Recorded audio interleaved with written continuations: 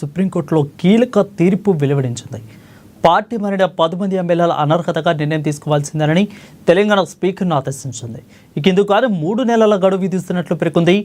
ఏళ్ల తరబడి ఫిరాయింపులు ఎమ్మెల్యేల పిటిషన్లు పెండింగ్లో ఉంచడం సరికాదన్న సిజై బిఆర్ గవాయ్ ఆ 10 మంది ఎమ్మెల్యేల అనర్హతపై నిర్ణయం తీసుకోవాల్సిందే అని తీర్పు వెలువడించింది.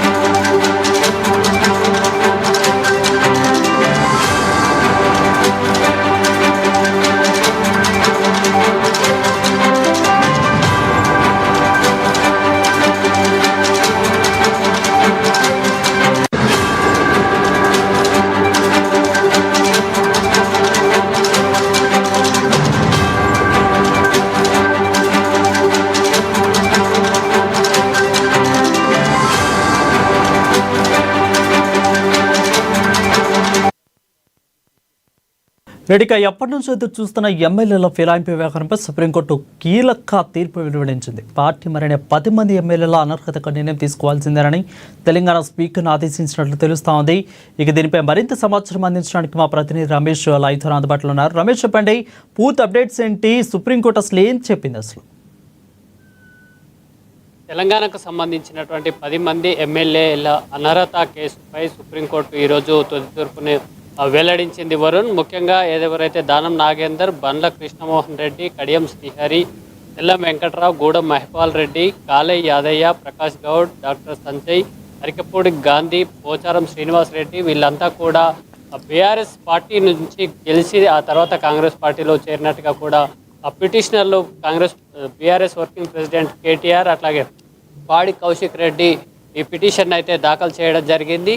సిజే గవాయ్ అట్లాగే అగస్టిన్తో కూడినటువంటి 2 జడ్జీల బెంచ్ ధర్మాసనం దీనిపై తుది తీర్పునైతే వెల్లడించింది. ఇందుకు సంబంధించి ఈ తీర్పుకు సంబంధించి గతంలో జరిగినటువంటి అనేక కేసులను కూడా సుప్రీంకోర్టు పరిగణలోకి తీసుకుంది. ముఖ్యంగా 10వ షెడ్యూల్ ఏదైతే రాజ్యాంగంలోని 10వ షెడ్యూల్ ఏదైతే ఉందో, ఏదైతే రాజ్యాంగంలోకి సంబంధించినటువంటి 10వ షెడ్యూల్ ప్రకారం పార్టీ ఫిరాయింపులు అట్లాగే నిరోధనకు సంబంధించినటువంటి నిబంధనలను వెల్లడిస్తున్న నేపథ్యంలో దానికి సంబంధించి గవర్నర్ కానీ స్పీకర్ ఎవరైతే ఉంటారో స్పీకర్ లేదా చైర్మన్ ఎవరైతే ఉంటారో వాటికి సంబంధించినటువంటి నిర్ణయం తీసుకోవాల్సి ఉంటుంది. ఇందులో కోర్టులు జోక్యం చేసుకోజాలు అంటూ కూడా సుప్రీంకోర్టు వ్యాఖ్యానించింది. దీంతోపాటు 10th షెడ్యూల్లో ఉన్నటువంటి సహేతుకమైనటువంటి సమయం లోపల విత్ ఇన్ రీజనబుల్ పీరియడ్ అని అక్కడ పేర్కొన్నప్పటికీ ఆ స్పెసిఫిక్ టైంని అయితే ఆ రాజ్యాంగంలో పేర్కొనలేదు. దీన్ని ఆసరాగా తీసుకొని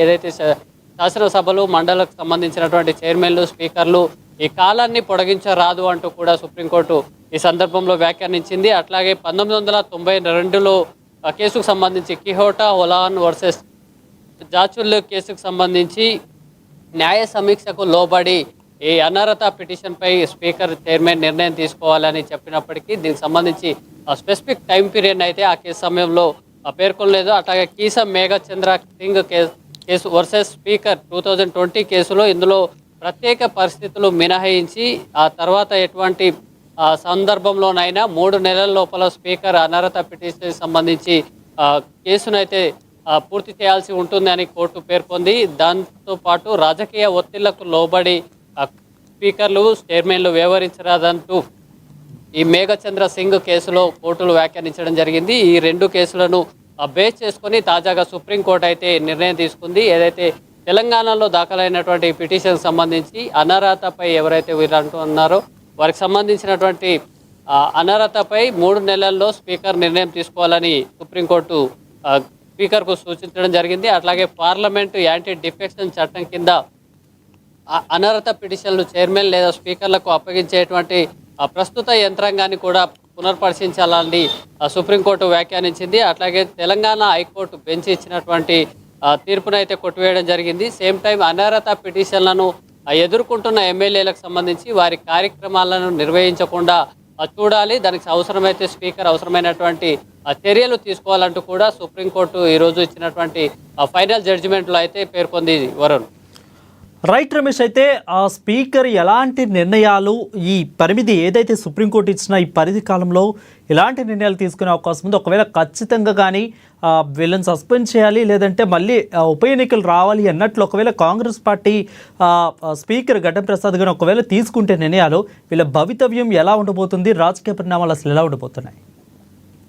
సుప్రీంకోర్టు చాలా స్పెసిఫిక్గా చెప్పడం జరిగింది వరుణ్. ఏదైతే 10th షెడ్యూల్లో స్పెసిఫిక్ టైం అయితే కేటాయించలేదు. అంటే అనర్హత పిటిషన్కి సంబంధించి ఎవరైతే ఎమ్మెల్యేలకు సంబంధించి ఒక పార్టీ గుర్తుపై గెలుపొంది ఆ పార్టీ నుంచి ఆ ఎమ్మెల్యే ఎలక్షన్లో గెలుపొందిన తర్వాత వారు తమ పార్టీని మారడం కానీ ఇతర రాజీనామాలు చేయడం సందర్భంలో కూడా అనర్హత అనేది ఏ విధంగా ఎదుర్కొంటున్నారనేది ఎదుర్కోవాలనేది 10th షెడ్యూల్లో పేర్కొన్నప్పటికీ ఒకవేళ స్పీకరు లేదా శాసన మండలి చైర్మన్ల ముందుకు వారిని అనర్హులుగా ప్రకటించాలనే విజ్ఞప్తి వచ్చినప్పుడు ఎట్లా నిర్ణయం తీసుకోవాలి అనే అంశంపై కూడా 10th షెడ్యూల్లో పేర్కొన్నప్పటికీ అక్కడ స్పెసిఫిక్ టైం పీరియడ్ అయితే రాయలేదు. కేవలం రీజనబుల్ టైంలో నిర్ణయం తీసుకోవచ్చు అనే అంశాన్ని పేర్కొన్న నేపథ్యంలో కొంతమంది స్పీకర్లు లేదా మండలి చైర్మన్లు రాజకీయ ఒత్తిళ్లకు తలొగ్గి లేదా ప్రభుత్వానికి అనుకూలంగా ఉంటూ దీన్ని కాలయాపన చేస్తున్నట్టుగా కూడా కోర్టులు గమనించినట్టుగా ఈ తీర్పు ద్వారా మనం అర్థం చేసుకోవచ్చు. అట్లాగే 2020 కేసు కానీ ఈ కేసు కానీ పేర్కొన్న నేపథ్యంలో సుప్రీంకోర్టు కూడా చాలా కీలకమైనటువంటి వ్యాఖ్యలు చేసింది. 10th షెడ్యూల్లో ఉన్నటువంటి టెక్నికల్ పదాన్ని ఆసరాగా తీసుకొని ఫిరాయింపులపై లేదా ఏదైతే అనర్హత పిటిషన్లకు సంబంధించి కాలాన్ని గడుపుతూ పోవద్దు అంటూ కూడా శాసన మండలి శాసనసభల చైర్మన్లకు కూడా స్పీకర్లకు కూడా సుప్రీంకోర్టు సూచించడం జరిగింది. దీంతోపాటు ఇలాంటి సందర్భం వచ్చినప్పుడు జ్యుడిషియరీ అనేది జోక్యం చేసుకుంటుంది. దానికి సంబంధించినటువంటి స్పెసిఫిక్ టైం పీరియడ్ని కూడా సూచించే అధికారం కోర్టులకు ఉంది అంటూ కూడా సుప్రీంకోర్టు ఈరోజు కేసులో వ్యాఖ్యానించడం జరిగింది. దానికి సంబంధించి ఈరోజు పిటిషన్ ఫైనల్ జడ్జిమెంట్ వచ్చిన నుంచి 3 నెలల్లోపు ఖచ్చితంగా తెలంగాణకు సంబంధించి అసెంబ్లీ స్పీకర్ అయితే నిర్ణయం తీసుకోవాల్సి ఉంటుంది. అక్టోబర్ చివరి నాటికి అక్టోబర్ 30వ తేదీ లోపల 31వ తేదీ లోపల ఈ చివరి గడువునైతే స్పీకర్ అయితే తన నిర్ణయాన్ని తీసుకొని వివరించాల్సి ఉంటుంది. కోర్టుకు కూడా దానికి సంబంధించినటువంటి వివరాల్ని తెలపాల్సి ఉంటుంది వారు. Right, thank you Ramesh for the clear updates.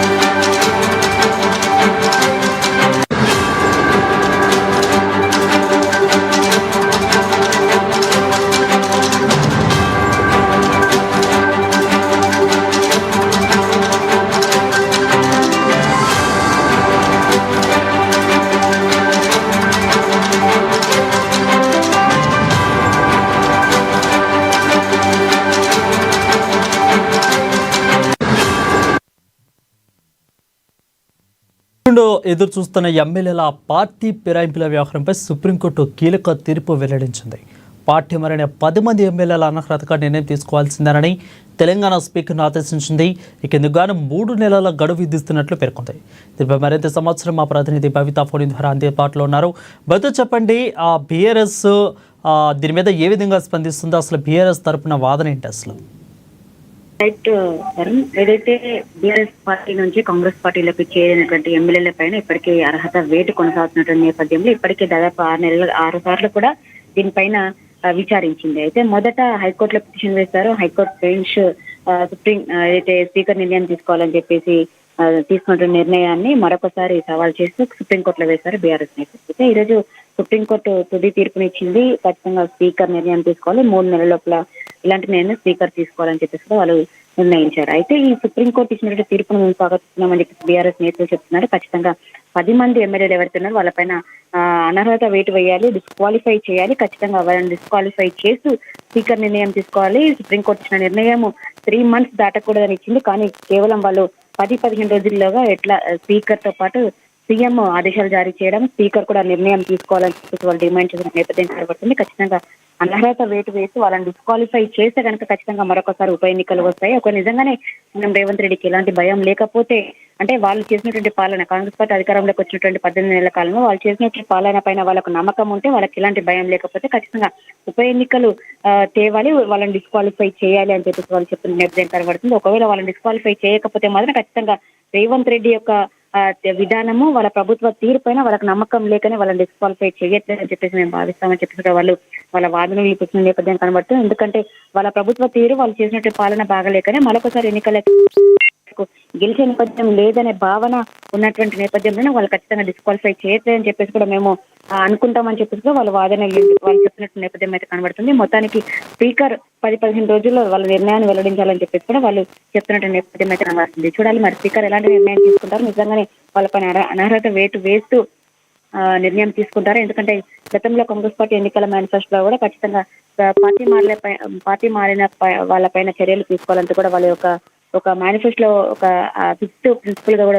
పెట్టారు. మేనిఫెస్టోనే వాళ్ళని దుర్వినియోగం చేస్తున్నట్టు కూడా టీఆర్ఎస్ పార్టీ ఆరోపిస్తున్న నేపథ్యంలో కాంగ్రెస్ పార్టీ కావచ్చు, అటు స్పీకర్ కావచ్చు, ఎలాంటి నిర్ణయం తీసుకుంటారు, ఉప ఎన్నికలకు వెళ్తారా? ముఖ్యంగా గెలిచిన పార్టీ మాట్లాడిన 10 మంది ఎమ్మెల్యేలు కూడా ఇప్పటికీ కొంతమంది పూర్తి స్థాయిలో మేము బీఆర్ఎస్ నుంచి కాంగ్రెస్ పార్టీలో చేరినామని చెప్పినప్పటికీ మరికొంతమంది మాత్రము మేము పార్టీలో చేరలేదు, కేవలం నియోజకవర్గ అభివృద్ధి పనులపై మేము సీఎం ని కలిసామని చెప్పేసి కూడా వాళ్ళు చెప్పినట్టు నేపథ్యంలో వాళ్ళందరూ పక్కన పెడితే ఇంకా దానం నాగేంద్ర, హైదరాబాద్ ఎమ్మెల్యేగా ఉన్నటువంటి దానం నాగేంద్ర మాత్రం కాంగ్రెస్ పార్టీలో, అంటే బీఆర్ఎస్ పార్టీలో గెలిచి కాంగ్రెస్ పార్టీలో చేరడమే కాకుండా కాంగ్రెస్ పార్టీ నుంచి మరొకసారి అంటే బీఆర్ఎస్ పార్టీ వ్యూహం పైన గెలిచి ఎమ్మెల్యేగా ఉంటూ కాంగ్రెస్ పార్టీలో చేరడం, అంతేకాకుండా పార్లమెంట్ ఎన్నికల నేపథ్యంలో పార్టీకి రాజీనామా చేయకుండా, బీఆర్ఎస్ పార్టీకి రాజీనామా చేయడం పక్కన పెట్టి ఎమ్మెల్యే పదవికి కూడా రాజీనామా చేయకుండా మరొకసారి కాంగ్రెస్ వ్యూహం పైన ఎంపీగా పోటీ చేయడము ఈ విషయాన్ని చాలా సీరియస్ గా పరిగణిస్తుంది. అయితే ఖచ్చితంగా వాళ్ళపైన అనర్హత వేటు వేయాలి, ఉప ఎన్నికలు రావాలి అని చెప్పేసి మాత్రం బీఆర్ఎస్ పార్టీ కోరుకుంటున్న నేపథ్యం అయితే కనబడుతుంది.